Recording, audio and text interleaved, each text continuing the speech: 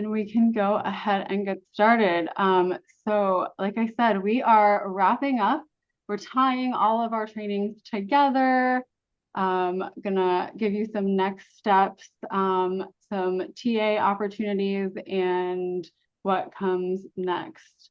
I see we have folks still joining us. We might be a small group today, which is okay. Intimate conversations are just as good. I'm going to advance our slides. So today, this is our agenda. We are going to recap all about SNAP E&T eligibility, and then we're going to start tying it all together. So that fancy Venn diagram that you've seen a thousand times by now, we're going to bring it all together. So you won't have to see it again in one of these trainings if you don't want to. We are also going to have a cohort share out. So depending on who has joined us today, we would love to hear from you. I sent out a prompt to all of your leads on the project, but if you are not the lead and did not receive that email for some reason, fear not. The questions are not pop quizzes. We just want to hear from you. And then we'll talk about what technical assistance opportunities we have and then next steps. So I am going to turn it over to our good friends at Seattle Jobs Initiative to walk us through our recap from last session. Take it away. Well, hello everybody. Dina Rader here from SJI, and I'm really glad to see you all. And as Samantha said, this is the last installment of Red F SNAP E&T cohort. I really enjoyed the time we spent together in our webinars and our TA time, and really enjoyed learning all about your programs and the fantastic work you're doing out in the field. It's really incredible. So here's a recap slide of what we learned in our last webinar. We know that we heard about participant eligibility and referrals. We also learned in order to become eligible for SNAP E&T that participants cannot be on TANF or cash assistance. We also learned that you can assist a potential SNAP recipient to apply for SNAP, and that this is a good thing and frankly sort of a pipeline into your SNAP E&T program. However, going through these steps to help a potential SNAP recipient apply cannot be reimbursable for that time because it's not considered employment and training time. We also learned that there's advantages to an E&T program. It provides employment and training opportunities to your SNAP recipients. But in addition to that, it's an opportunity for you as a third-party provider to receive potential reimbursement funding for the great work that you're already doing. We also learned that SNAP E&T participants are generally a small portion of the population or a smaller portion of the population that you're currently serving, and that it's important for you to understand what the number of SNAP participants or potential SNAP participants are as part of your population, because that's going to help you understand the kind of level of work you'll need to engage in to support this program. For example, having enough non-federal funding to support this work up front, and having the staff capacity to complete employment and training work. It's also important to learn about your state's employment and training program as well as their referral process so that you clearly understand what the expectations are of becoming an E&T provider. And you've heard this over and over again. Oftentimes we're kind of on repeat, rinse, repeat, but that this is a layover program, and this is key to integrating employment and training into the current direct service delivery and programming and the great work that you're already doing. And it's important that staff have a high level understanding of SNAP and SNAP eligibility, not only to help potential SNAP recipients make application, but also understanding key elements that a SNAP participant is responsible for, like annual deadlines in order to maintain their eligibility. And then lastly, learned about ABODs, adult able-bodied adults without dependents. And this is another smaller population, more than likely of your current SNAP population. They're a little bit different in that they come with work requirements, and they're also required to report out their work requirement activity hours. The advantage to having a SNAP E&T program, however, is that it does provide work activities for ABODs to engage in to meet those requirements. All right, next slide. So here is our trusty Venn diagram that Samantha referred to. We use this a lot, and this sort of just is a visual to help us understand all of the priority areas that need to come together to have a really strong E&T program as a provider. And again, it's an illustration of really sort of tying all of these areas together. So we've gone through the process, whether it's been through our webinars or through our TA. We've learned about getting putting your thumb on the right participants. Also identifying the right type of non-federal funding to support the work or pay for the work up front for potential reimbursement, but also to identify services, the right kind of components that are eligible in your state, along with case management and support services that you provide to your populations that you serve. And in addition to that, having the staff capacity in order to do this work, to support this work, stay in compliance, and serve your population.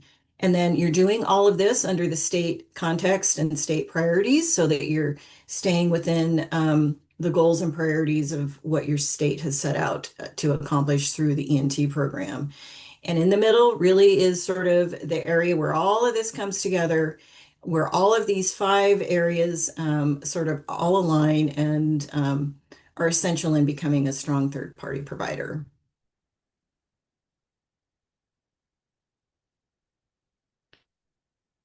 So here are, well, I will really say the next handful of slides are really going to be sort of takeaways and key recommendations that we are offering to you to help you become more prepared to make application as a third-party provider in your state.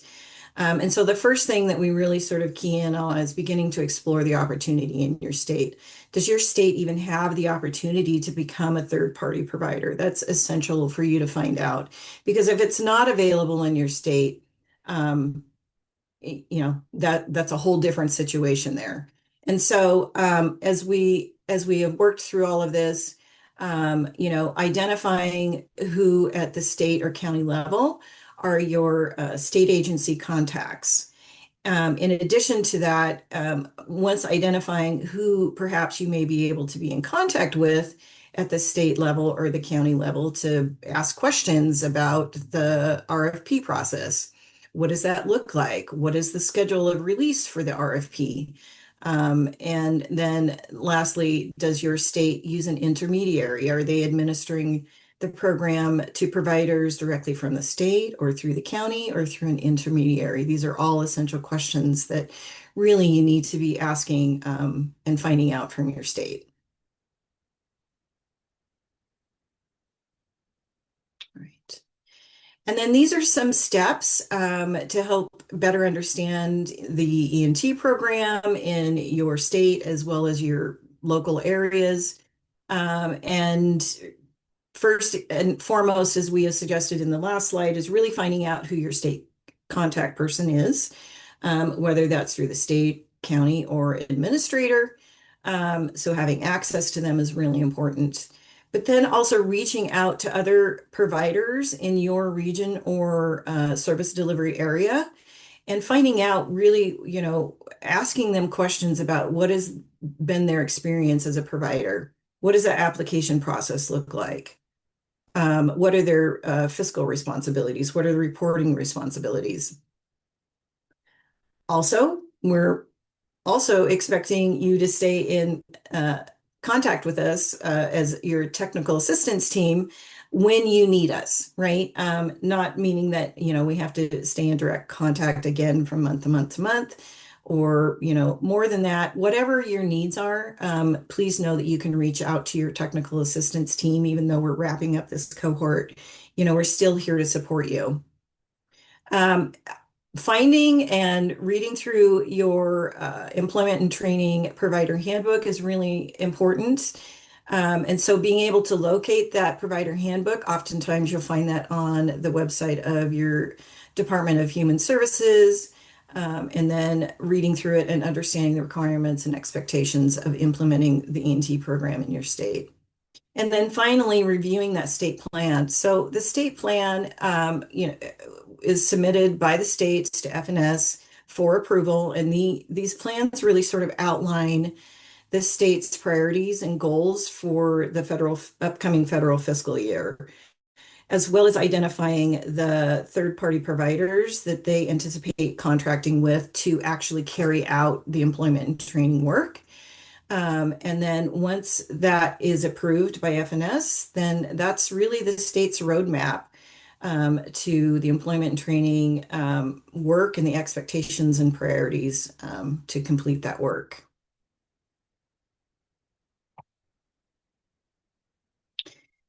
Okay, next slide. So the E&T administering agency. So it's an important and again, understanding sort of how this employment and training dynamic works. As I'd mentioned in a previous slide, that E&T programs can either be administered directly through the state or from the state or through a county, or through an intermediary like a Goodwill or a workforce board. And that we know that all states must operate and implement a SNAP E&T program. But really what that looks like, what this dynamic looks like, is going to be different from state to state, because states have a lot of flexibility in the implementation of an E&T program.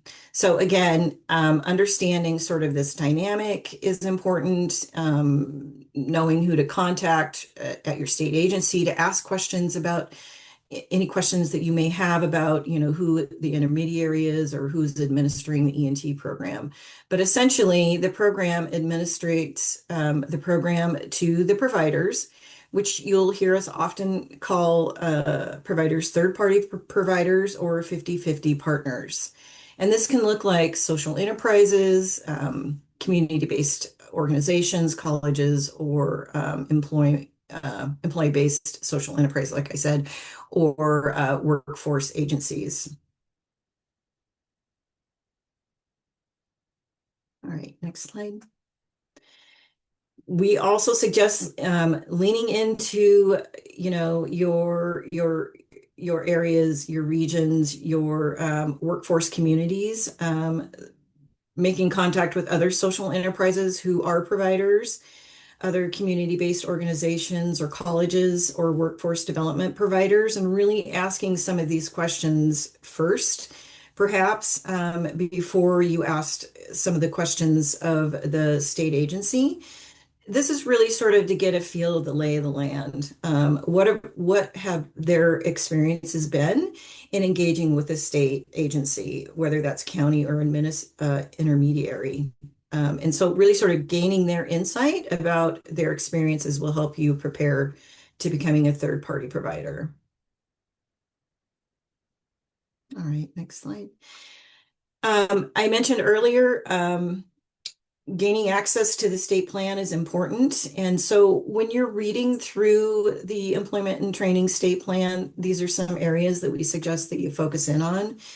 As we know, every state needs to implement a SNAP E&T program, so they need to submit a plan to FNS. And again, it outlines really what their focus is. What is their vision? Where do they plan to expand, and what their goals are to accomplish in the upcoming federal fiscal year. This also includes a list of the potential third-party providers that they anticipate engaging with and contracting with over the program year to make sure that this work is implemented. The plan also determines the kind of components and services that are offered in your state, as well as specific reporting requirements or service delivery. And then here's a link here. Once Sam makes the slide deck available, this link will go directly to FNS webpage where there'll be a link there where you can click to view your state's plan. And then lastly, this is just a good reminder about planning and the cycles around the timelines that, the E&T program runs on a federal fiscal year starting October 1 through September 30th. And that typically we see submission of applications in late spring, and so preparing for this RFP early in the year is important, so that you're prepared for that release of the RFP, because states have to collect all of the applications from all of the third-party providers, compile them, and then compile them into their state plan and then submit it to FNS by August 15th. And then it has to go through another whole approval process through FNS, which can take some time. Okay, next slide. So these are snaps to becoming a provider. SNAP, excuse me, these are steps, not snaps. SNAP steps, tomato, tomato. Yeah. So becoming a SNAP E&T provider. This is sort of a checkoff list. One, you've identified that your social enterprise is well aligned with the E&T model in your state. Secondly, that your E&T partnership is an option in your state to begin with, in your state or your county, and that you have a point of contact with your state agency, again, whether that's with your county or your intermediary or with the state, and that there's opportunity to apply to be a provider, and you've identified when that RFP is going to be announced, and that you're well prepared and able to make application to that. And then I think a last action item, I really believe that this is important about pulling together your cross-departmental, cross-agency team to develop your SNAP E&T proposal, your pitch to the state, county, or intermediary, along with your budget. Gathering all of these folks together as part of your team is important. Pulling from your program direct service delivery team, whether it's pulling from your fiscal team, your administrative team, people who are involved with data management and manipulation of the data and able to pull data for reports, as well as quality assurance and development. All of these people being on your team identified in these key areas are really important.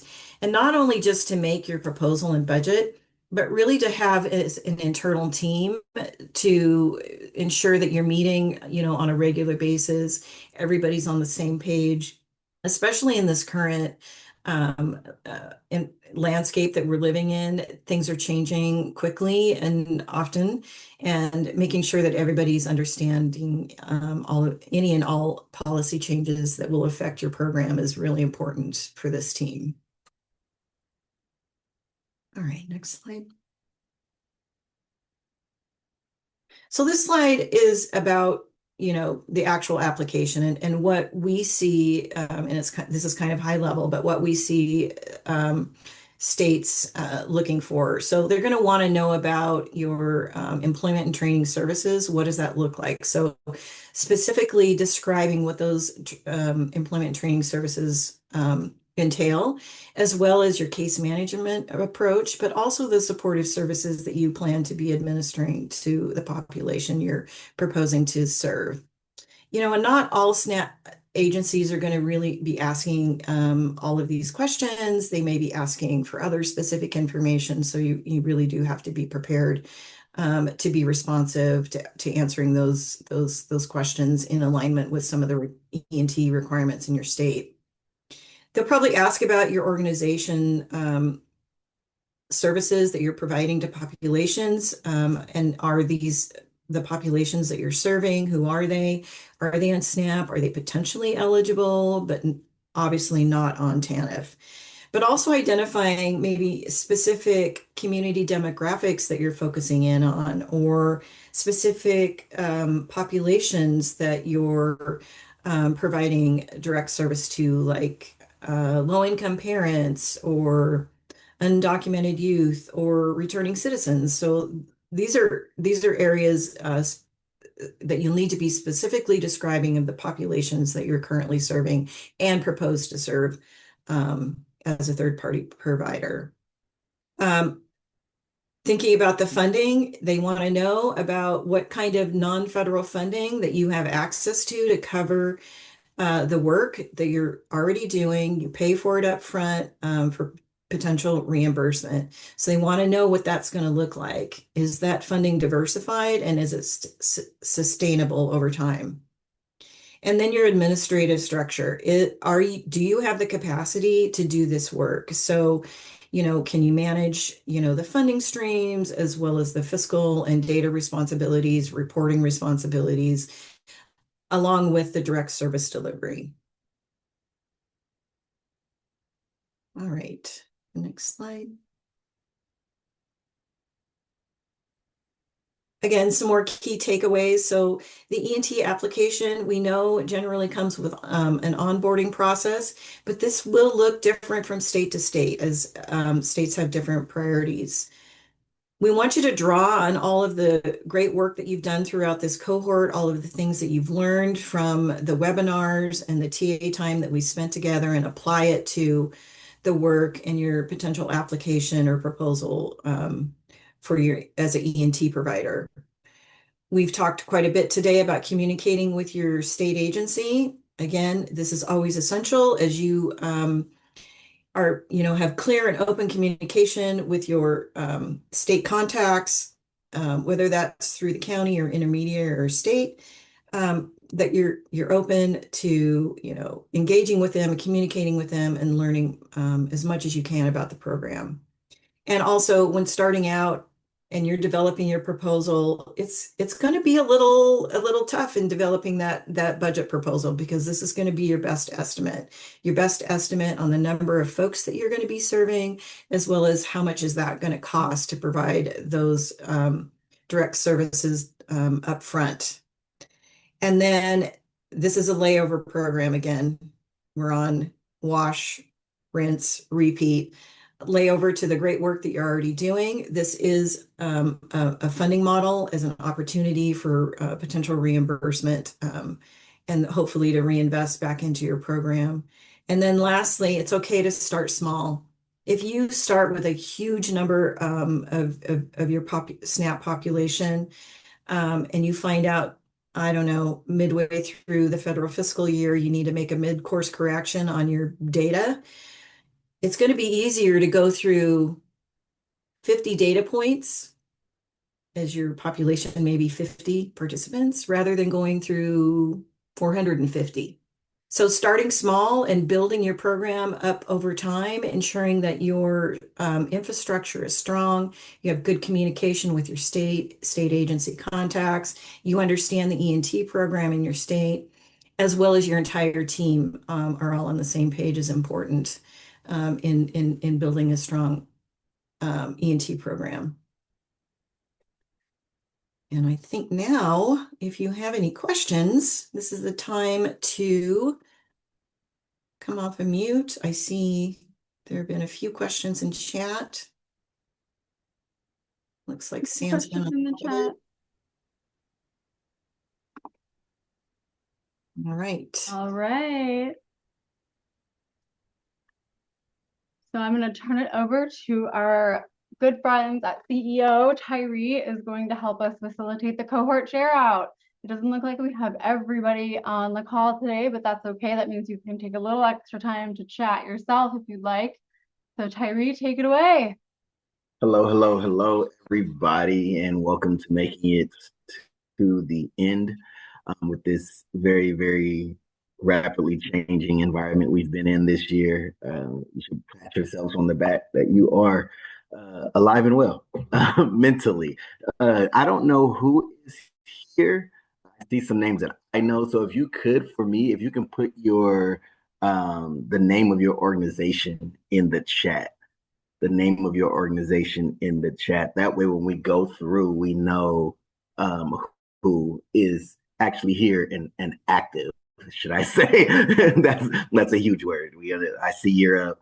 I'm so glad you guys must know my voice because my first cohort people started to respond. Oh, street companies here. Okay, cool, cool, cool, cool. Grow good. Awesome.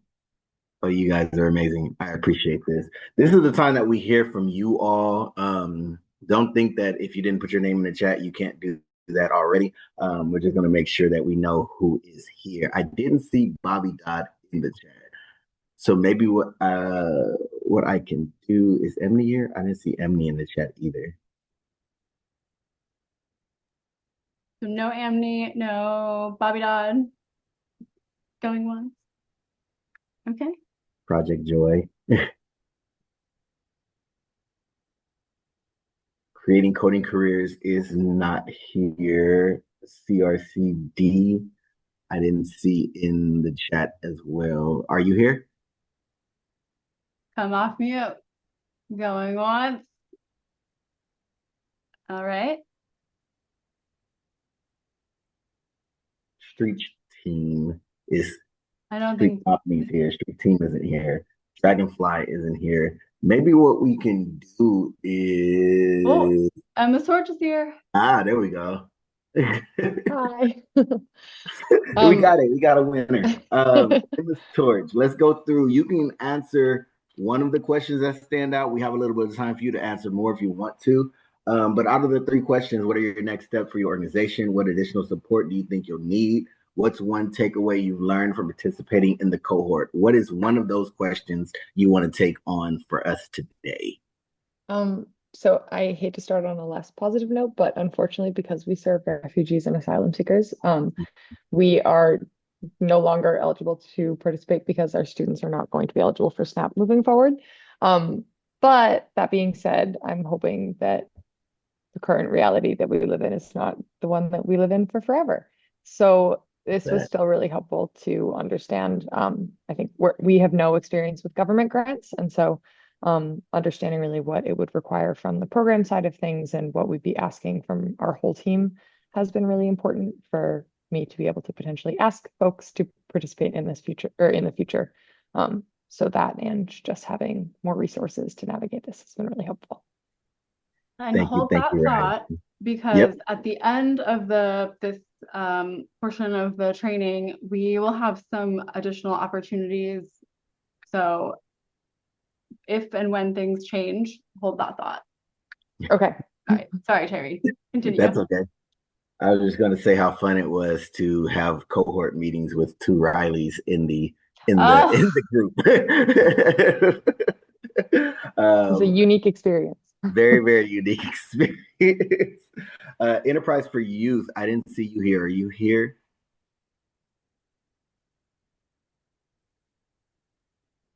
All right. If not, we can go to the next one. Envision Your Grow Good is here. I've seen that name. Envision Your Pathway. Are you here? All right, let's hit Grow Good. Grow Good. You see the 3 questions. What are the next steps for your organization? What additional support do you think you'll need? What's one takeaway you've learned from participating in the cohort? You can pick one to share out. And if you are feeling feisty, you can pick another because we have time. So it's up to you. But we do want to hear from you. Thank you. Thank you. It's been an amazing process. We've learned a lot. And the next steps for us, we're LA-based, LA County, which doesn't make anything easy. We're in the process of, we've received through this, if we only get out of this one thing, and that is getting our social enterprise certification, that's a win. And so we're just on the pathway to more and more wins, which we're really happy about. And I just want to thank Dina and Nick for their support. They've been phenomenal, and Samantha as well. So our next step is to get on to the social enterprise master agreement in order to be able to qualify. And so that is a more challenging, complicated process than we thought. So we're kind of working through that. And then at the same time, we're working on our own infrastructure and we're looking at, how we can make some improvements on all of it to make sure that I'm going to be very positive, when the call goes out or the RFP goes out, we're able to apply, that we have everything in place and we're able to step into it. And whether that happens this cycle or future cycles, we know that it will only lead to, again, good things for improvements for our training program, how we're operating. And so again, with a lot of takeaways, we're going to continue hopefully working with Dina and Nick and the team through this as we at least get onto the master agreement, and then hopefully as the application comes out. Perfect.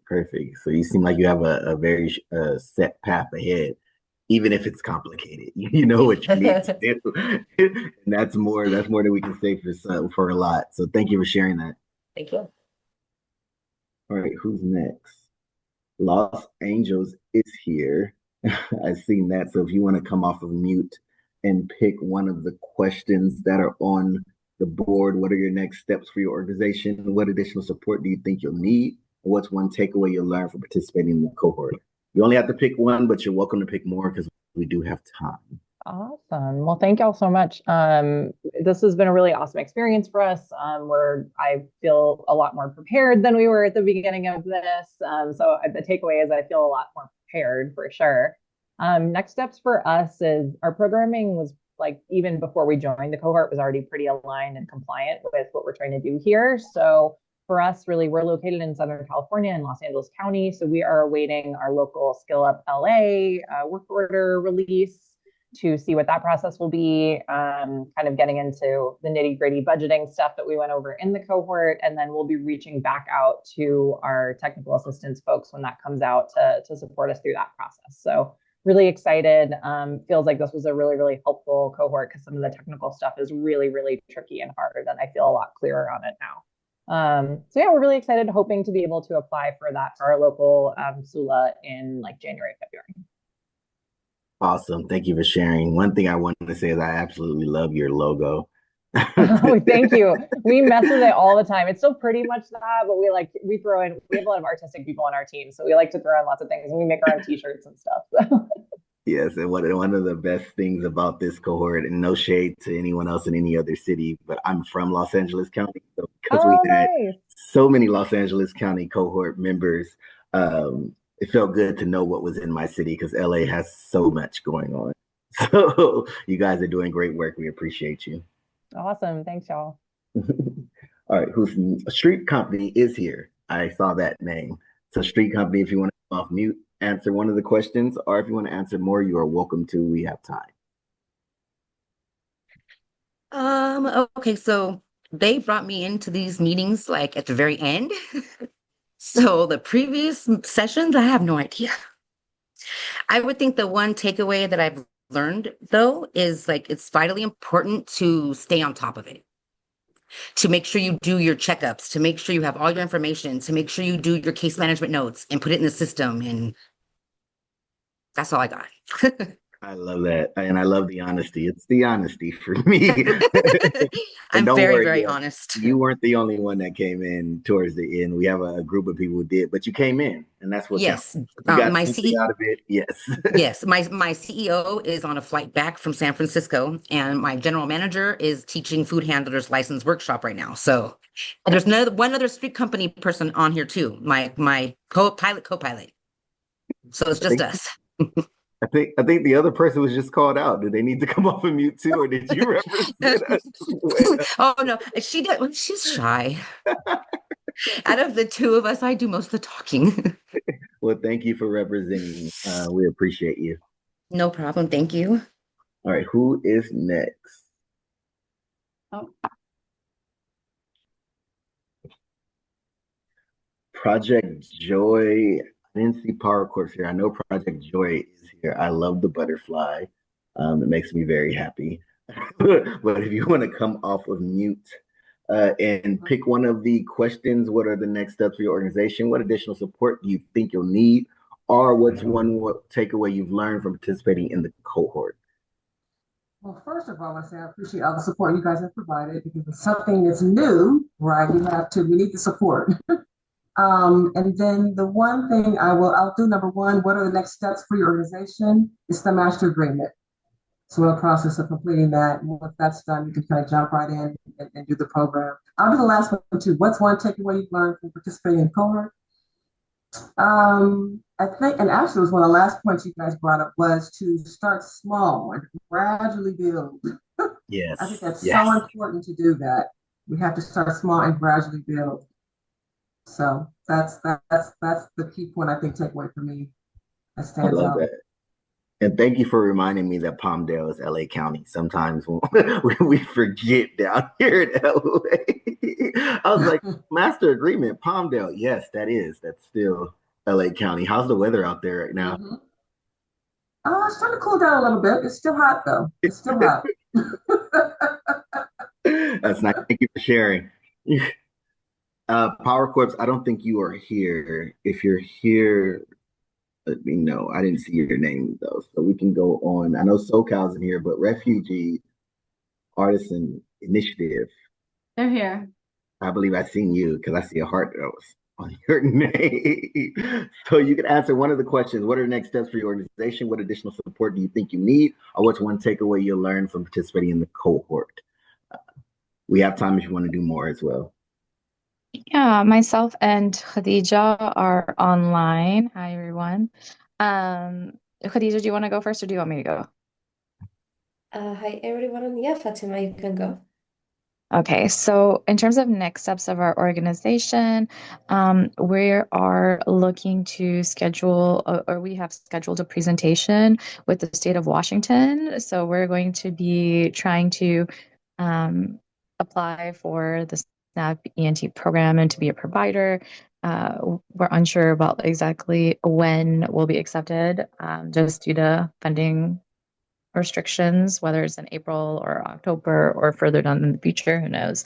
But we're excited to actually have had a great TA team and great guidance with Samantha and everyone here to be able to get to a point where we're proactively already like established our appointment and presentation date with the state of Washington. So we're very excited about that.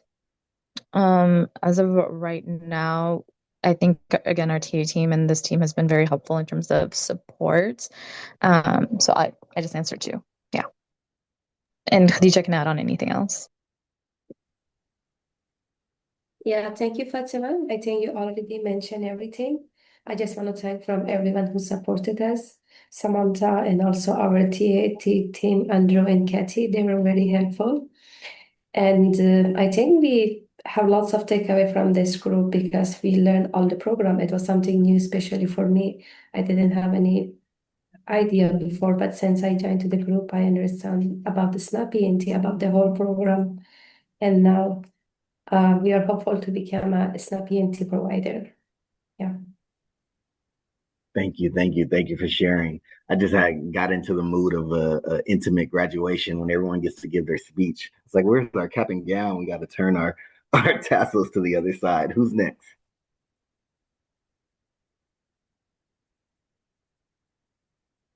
Okay, I don't think either of these organizations are here. I didn't see their names. Going once, going twice. Okay, moving on. Perfect. All right, I know Europe is here, and I didn't see three squares. But Europe, if you want to come off of mute and answer one of the questions or more, if you are feeling adventurous. Hi, everyone. Marissa Terides with Europe United. I feel like we have next steps in sort of like the various stages of, well, you'll understand when I tell you. So I'm about to do some eligibility checks for the Bay Area, which is very exciting. Not quite there yet, but soon, next couple weeks. We are continuing to build our systems and coordination across teams. There's a lot of work to be done, but I think we've made some good progress and have definitely benefited from the insights shared here. And then I need to put that placeholder for, targeting our expansion. What's going to be our next market and who do I need to start reaching out to? now to kind of hopefully set us up for success maybe next year. I would say on the takeaways, it's don't do this work alone, whether that be internally or externally. And then continuing to just rely on like the systems that we have that to help us as like another member of the team, I guess. Thank you, thank you, thank you. Thank you for sharing as well. All right, and I will now pass it back over to Samantha to close us out. Yeah, thank you, Terry. If anyone has anything else to say, please let me know, drop it in the chat. But just to talk about next steps and wrap us up, like I said, this is our final cohort-wide training. You have a meeting on your calendar for October. That one will be canceled. That was a placeholder in case we needed to do an additional session, given everything that's happening in today's landscape, but we will go ahead and cancel that. So instead, you all will have an opportunity to continue working with your TA team, if that makes sense, depending on where you are at in the on the SNAP E&T continuum timeline, so to speak. So like Riley was mentioning, things are tumultuous for the population that they serve, making who they serve ineligible for this program. However, if that provision is overturned, changed, or other provisions come out that change that ruling, then you can reach out to your technical assistance team to re-engage if you would like. If you are going to continue past your last formal one-on-one meeting, which will happen in October. So your final TA, one-on-one TA, like officially will end in October. If you are choosing to and would like to continue with your TA team, please set recurring meetings for future months. It is up to you and your TA team to decide what that looks like, depending on where you are. If you are about to receive a contract or you just have contract in hand, those meetings, you may want to increase the frequency. You may want to decrease the frequency if you are at a different space. You may want to continue the same cadence, but reduce them to 30 or 45 minutes. So that's going to be up to you and your TA team, but they are available to you through the end of September 2026. So a full year from now, because we find that folks, once maybe some time passes after the cohort officially ends, and then maybe you have a chance to apply and are awarded as a third-party provider, and now what? Panic sometimes it happens, which is okay. This is complex, and there's a lot of work that needs to be done once you have contract in hand. Fear not, we are here every step of the way, so please reach out to your TA team to re-engage if you have paused. If you are pausing past October's official formal one-on-one technical assistance meeting, make sure you complete the cohort closeout, finalize your work plan during that next call, please. I need everyone to complete those. And if you are continuing, please note that in your work plan as well. So if you are pausing or stopping TA, you will always have access to your shared Google folder. The cohort landing page will always be up for you to refer back to all of those recordings, resources, slide decks. They are all there for eternity as a resource to you all, which I will continue to manage. If at some point you see those recordings disappear, all you'll have to do is look down at one of the drop downs where I'll shift them down so that they're just in one drop down for you all, but they won't disappear, I promise.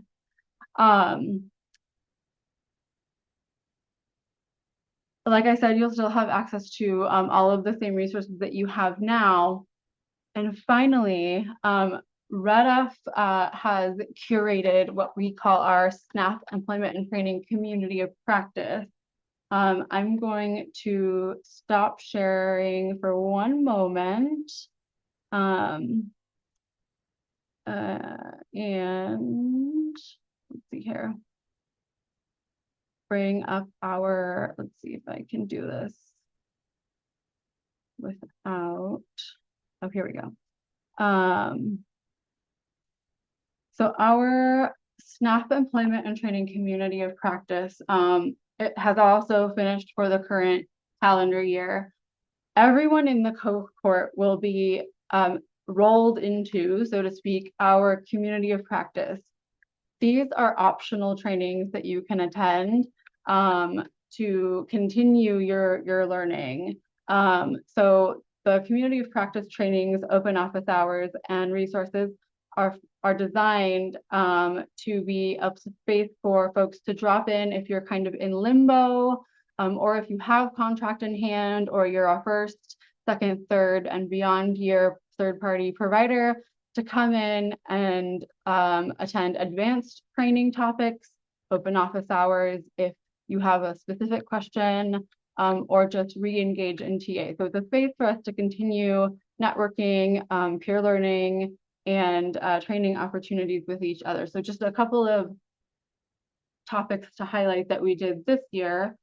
So preparing for your annual SNAP E&T plan. We touched on it in some of our trainings and your one-on-one TA, but this session was all about getting your specific organization ready to go.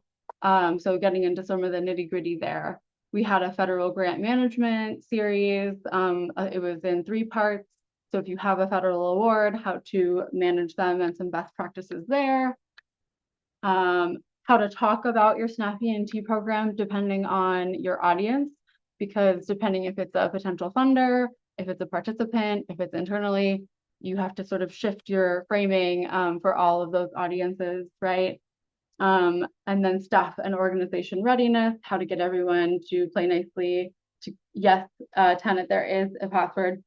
In the email, when I roll you all officially into that, I will repeat this. The password is all caps community. So those are some of the training sessions that we did this year for you all. You will all have an opportunity to be rolled into this as optional attendees. So when you see that come out, that's what those invites are for. That invite will likely come out in December, January, because we will relaunch in the 2026 calendar year.